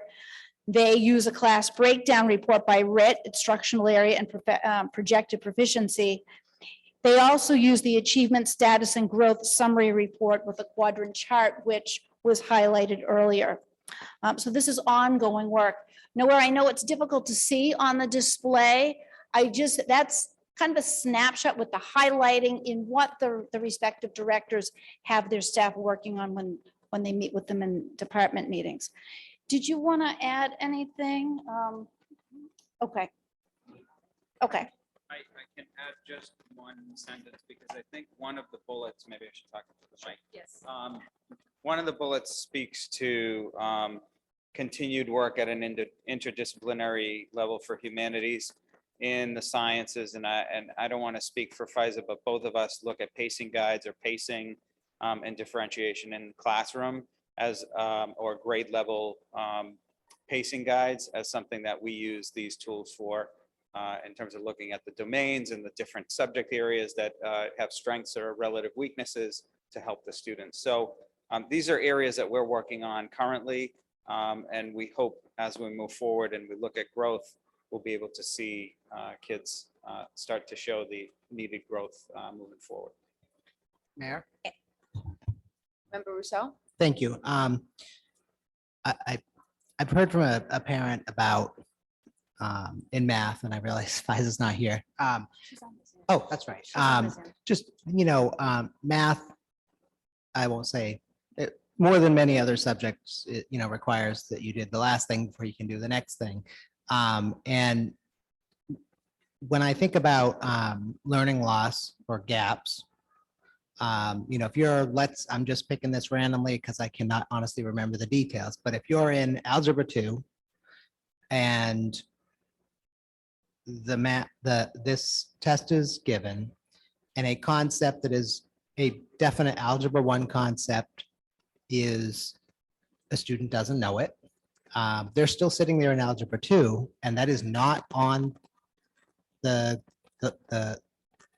syllabus, if you will. It's not, this is not going to be taught this year. Will NWEA MAP highlight the fact that there's a gap? And then what is our expectation of teachers who, they have framework for Algebra 2.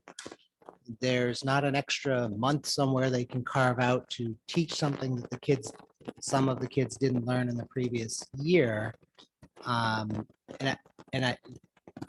sure this is a normal thing for teachers. It's always been a normal thing for teachers. But I think that because of the pandemic, this may not be just occasionally you'll have a student in Algebra 2 who somehow managed to not know a concept of Algebra 1, but in fact, you may have a third of your students who don't know a concept. How do teachers manage that? And does this testing help them figure it out real fast so that the teacher can sideline what they were planning to do and get back and teach that? So what I will say is it shouldn't go that long because the progression is Algebra 1, geometry, Algebra 2. So many of those concepts and skills that you're learning in Algebra 1 are repeated or built upon in Geometry 2. But I understand what you're saying. So the goal is that those things will be caught. This will help us catch it. It should be caught anyway, but especially with the pandemic, it is possible that some of those strands, some of the themes, some of the topics, some of the skills were missed.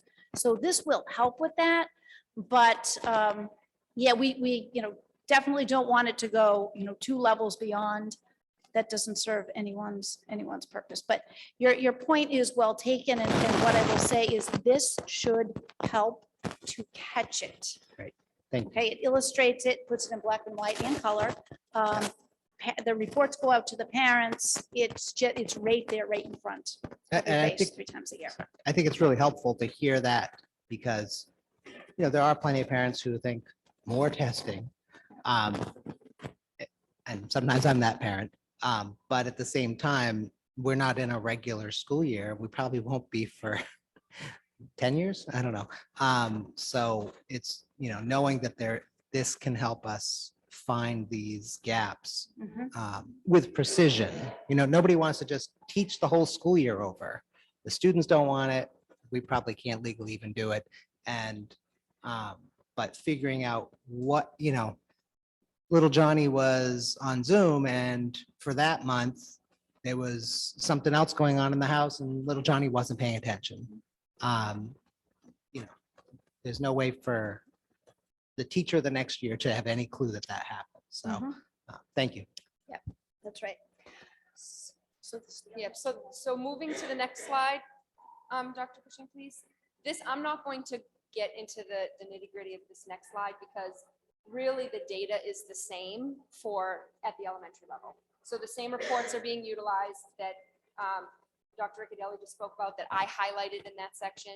These are comparison snippets to what's used at this level, where principals are having data meetings with their grade level teams during common planning time to talk about the data and make plans for supports.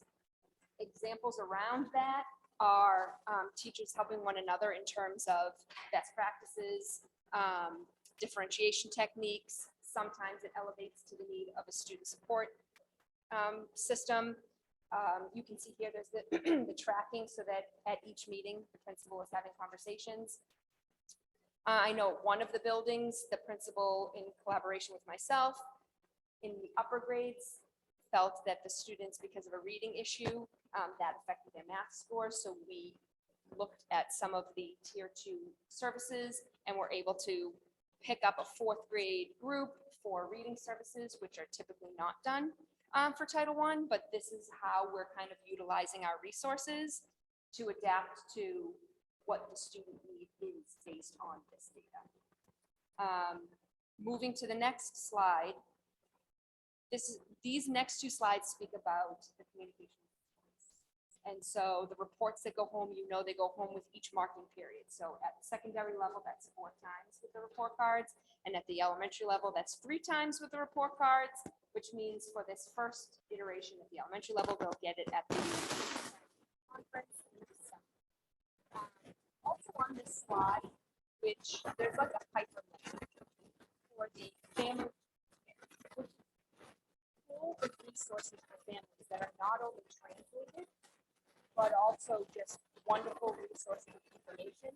There's also embedded in this sample tests that the parents, caregivers themselves can go on and look and take so that you can get an understanding as to what types of questions your students are getting asked on the test. We are going to make sure that this presentation is on our website so that the embedded links are accessible for everybody in the community. Moving to the next slide, please. This is just a little bit, we've spoken about this. This also has some embedded links for resources for families so that they can see what the reports that are sent home to them look like. And in the interest of time, and I know I'm advancing slides a little bit, but it kind of dovetails with our next steps because Dr. Riccadelli and I are also going to make sure that at the end of this month, we have a presentation for families on MAP so that anyone that has questions or would like to join to learn a little bit more information can do so. We have it reflected on the next slide, but I believe it's Wednesday, November 30th at 6 p.m. It will be a Zoom presentation that everybody is welcome to attend. Continue to. Questions. So if we could, I do want to say, just to reiterate on this slide before we move on to next steps, that I think the biggest piece is that this is a progress monitoring tool. It's not like MCAS, it's not one and done. This is for teachers to get an understanding as to what their students' strengths are and what their students' needs are and base their instruction on that. This is one element of data, as we've spoken about, and if parents and caregivers have concerns at all, the first place they should go to, and the next place they should go to is the principal. Both are well-versed and able to answer those questions, and the principal can then divert them to someone else if need be. But I just wanted to reiterate that if there are people at home wondering where they should go to if they have a concern. That leads us to the next steps for Medford Public Schools. Just one slide before that, Dr. Cushing, sorry. This has, really quickly, I mean, we already covered the parent guardian Q&A. Yeah, I think on actually, that's not the slide. That is the slide. So again, this is somewhat repetitious. Ongoing professional development. We want to make sure our teachers, our administrators understand, really understand what these reports can do. Ongoing data meetings. So I think, Mr. Russo, you had mentioned, there are data specialists. There aren't data specialists in every school, but everybody should be data literate with regard to these reports. That is our goal. We don't have statisticians and psychometricians on staff, unfortunately, but I don't think we need that for this. You mentioned precision. These reports do offer precision. They allow us to be strategic and purposeful in what we do and what teachers do. We mentioned the upcoming parent Q&A. Again, just a shout out, November 30th on Zoom at 6 p.m. So those are our next steps with that. The last section of the report is the appendix, which includes tables and tables of data on the results from the first administration of this assessment. It also includes some sample questions that the directors pulled up in their respective areas. So at this point, without going through page by page, because I think it could be quite tedious, I think we'll stop here and let's see if we can get Faiza. If Faiza Khan is available, that would be great. And if you have questions for any of us, we're happy to.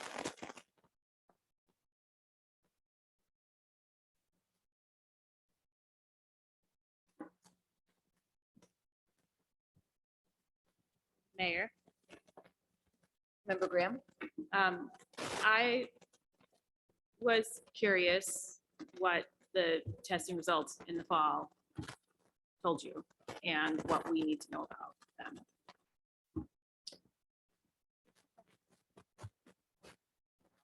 Speak for science. And I will, if we look at slide 33, it might help us get a context for that. It says grade level district.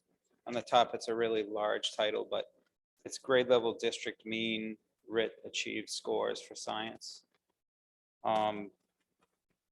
And without getting into too many of the details, I look at the national mean RIT score, which comes from a compilation of 4 years of aggregated data from the NWEA MAP data from, did we say 2016 to 2020? So it's pre-pandemic data from the fall, which helps us understand what students would be at for those RIT scores prior to the pandemic. And then I compare the Medford mean RIT score to that number. And you'll notice that across almost all grade levels, we have a very close match or slightly above the mean.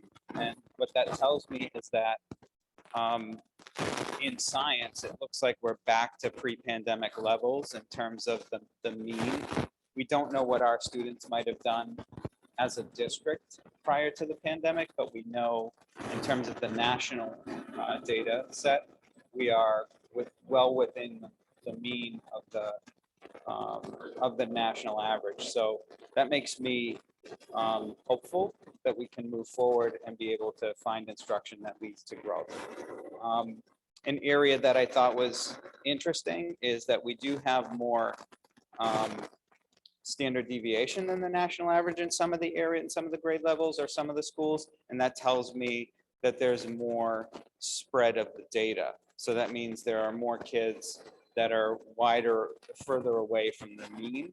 And it speaks to the level of work that a teacher needs to do to support a student, whether they are needing additional supports or also on the other side in terms of enrichment. So these are areas where right now we're starting to look to see what kinds of changes we can make. But I just wanted to speak broadly. I thought it looked really good. I was pleased. And I think the other question I had, which I don't even know if such a like metric exists within MAP, but like the comparing to the national average is just a comparison of the average. But what is a like what RIT score is proficient? Like what should we be shooting for? Like what just being the national average doesn't like necessarily give me like the warm fuzzies, but I don't know. I think that's the question I'm trying to get to. I think one of the points is that it's not necessarily the national average as it is a sampling. I know it says national norm, but it's a sampling from 2016 to 2020 of where the students would be. So we don't have a sense of what is average achievement until we go to that colored bar. I don't recall what slide it's on off the top of my head, but if we look at those colored bars, we don't necessarily have a national number for you, because I think a lot of what NWEA is drilling down in the classroom. But for our teachers, back to your original question, for our teachers, when they look at that bar, whatever slide that was way back when, they need to pay close attention to, if a lot of my students are in the blue, they're above they're where they should be at the end of the year. So I need to make sure as a teacher that I'm still challenging those students because we always still have room to grow, even our high flyers, right? And then anybody in the middle colors would be students that are right on par and, or need to be pushed a little bit. So to be honest, there is no set national norm per se. This is a little deceiving. It's the 2016 to 2020 sampling range. And that's kind of the best we can get for them. I don't know if that helps, but. Mayor? Oh, sorry. Can I just quickly say? Yes. And I feel like I'm on repeat slightly, but I feel like, so two things, slide 15 that I covered, that has the color coding per subject, as well as, you can't see it. I clicked on the mathematics one so that you can see the range for where the RIT should fall. Okay, you can see the range for where their scale should fall. You can't see that for reading or for science because I didn't click on that. I just highlighted one page, but the teacher is able to click on each of those tabs and bring up not only the domains that I spoke about, but on the left, the key piece is where the student fell in achievement and where the student fell for growth. So I know that the shift in this, as I said before, is that this is really looking at the student and how the student is performing on each test, how the student is growing on each test. And so a low growth, it's always something to look at, but if they're already exceeding and they're already at a high achievement level, they're not going to have the growth that other students do. But in reverse, you could have some students that are scoring in low achievement, but they're making huge growth gains. And that is something to be celebrated as well. The piece of this is that drill down data for each student to see what they need. And so a lot of what you're asking and talking about is done at those data meetings at the secondary level with the curriculum directors and school leaders, and at the elementary level with the school leaders. They're taking the opportunity at those common planning times, which happen twice a month, to talk about the data and then adjust practice to see how can we support the students to do that. Cool, thank you. Yes, Member Russo. Thank you. And feel like I'm going to just ask a couple questions for which you probably don't have the answers. But, you know, when we talk about MCAS scores, which for the thousandth time I'm not a fan of, we do know that we're referring to the students of Massachusetts, and we mean virtually all of them. What I don't know is the NWEA database for which they decide that those are the nationals. Are they using, I'm assuming we're not getting something like, they're not showing us a like district numbers. And I realize like district, heck, DESI changes it every year. And I doubt very much the communities that are in the like districts for us truly changed every year. But what I have no idea is, you know, who's buying NWEA and feeding their database? Is it historically low performing urban schools, or is it, you know, the Wellesley, Weston, Winchesters that are buying it? Who's buying it? Who's this data source? Because I think that sort of was maybe what Member Graham was trying to get at, was the national normed mean RIT in kindergarten for ELA is 136.65. But if we were all to just get together for a year and sit in a room and do some research projects, would we all think that it should be 230? I mean, I certainly understand the need to understand how we compare to the state or to national averages and all that stuff. And it's not that it's not meaningful, but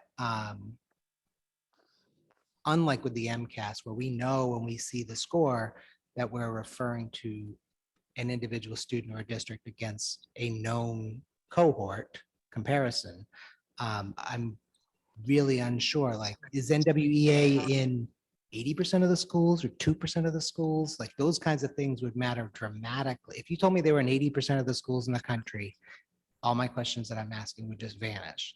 If they're in 2%, that would make me think that the national normed mean RIT means nothing.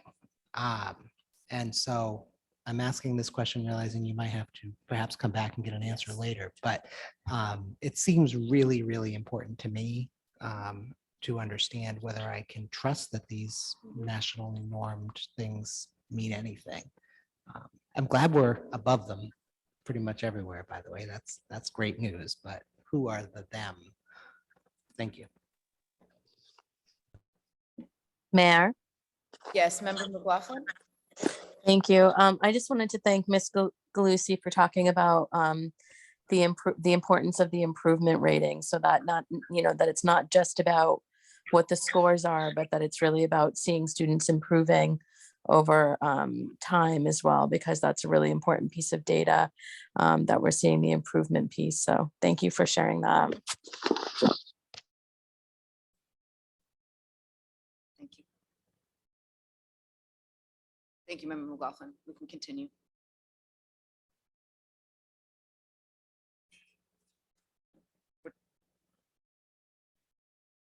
Page 30 or what's that? We're finished if you. Any other questions from the committee? Member Rousseau? Thank you. The appendix is not everything you had, obviously, and you made that very clear. I also understand, based on some of the slides, that you had to do work to make them, to hide student, like we don't have the right to see individual student anything.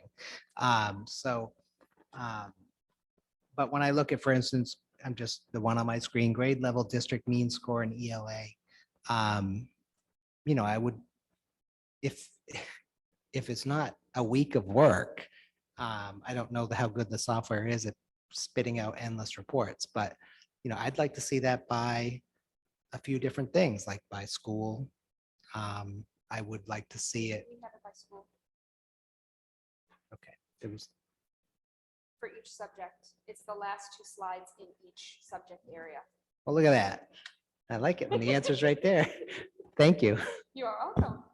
Thank you. Great presentation. We appreciate it. Thank you very much. Thank you. Thank you.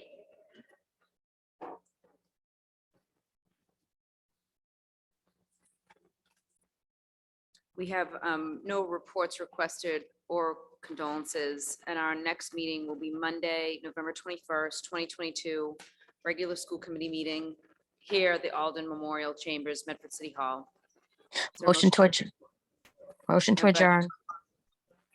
Seconded by Member Hayes. All those in favor? Aye. All those Aye. opposed? Meeting's adjourned. Thank you, everybody. Thank you. You.